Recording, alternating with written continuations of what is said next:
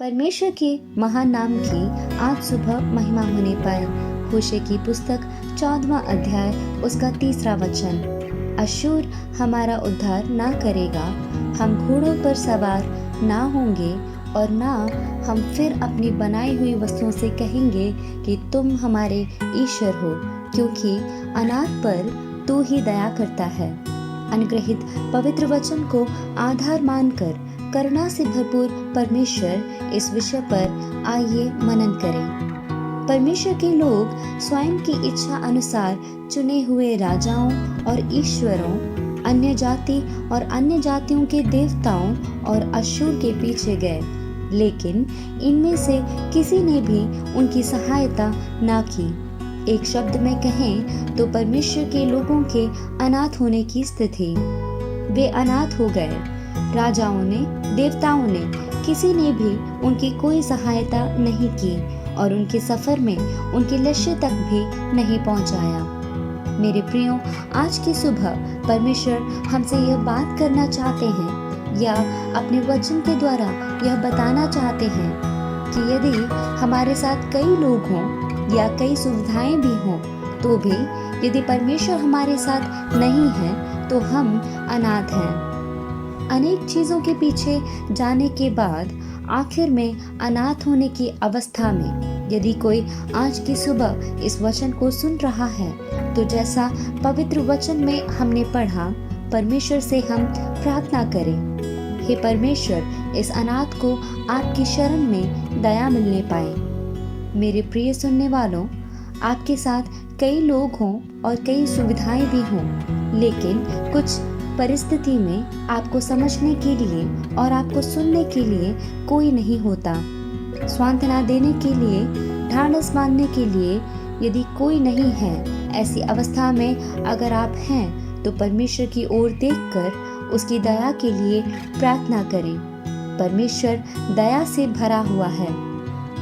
इस बात का ज्ञान होने पर प्रेरित पौलुस एफिसियों की कलीसिया को पत्र लिखते हैं। एफिसियों की पत्री 2रा अध्याय उसका 4थे वचन में इस प्रकार कहते हैं, परंतु परमेश्वर जो दया का धनी है, अपने उस बड़े प्रेम के कारण जिससे उसने हमसे प्रेम किया। ऐसा कहकर परमेश्वर के प्रेम का, दया का कलीसिया से वर्णन कर रहे हैं। अगर हम दुनिया की तरफ देखें तो यह पाएंगे कि मनुष्य कई बातों में संपन्न है।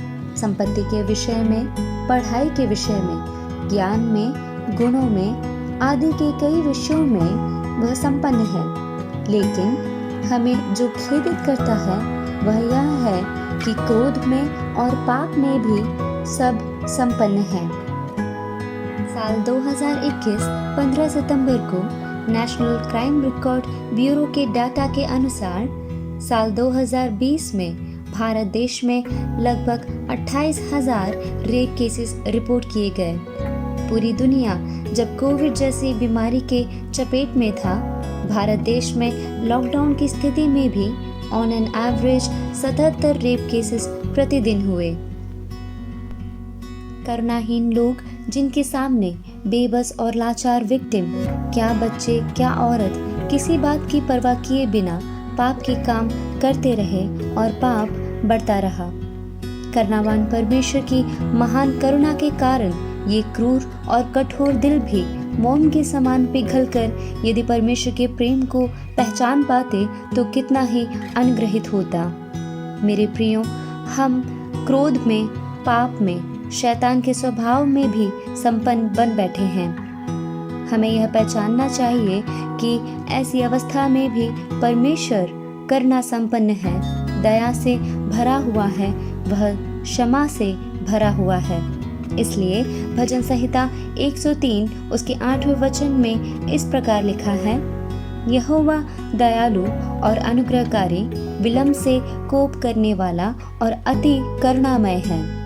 कठोरता, अशुद्धि, रोष, क्रोध, मनमुटाव आदि से मनुष्य का हृदय भरा हुआ है और असलियत में अनाथ होने की अवस्था में है।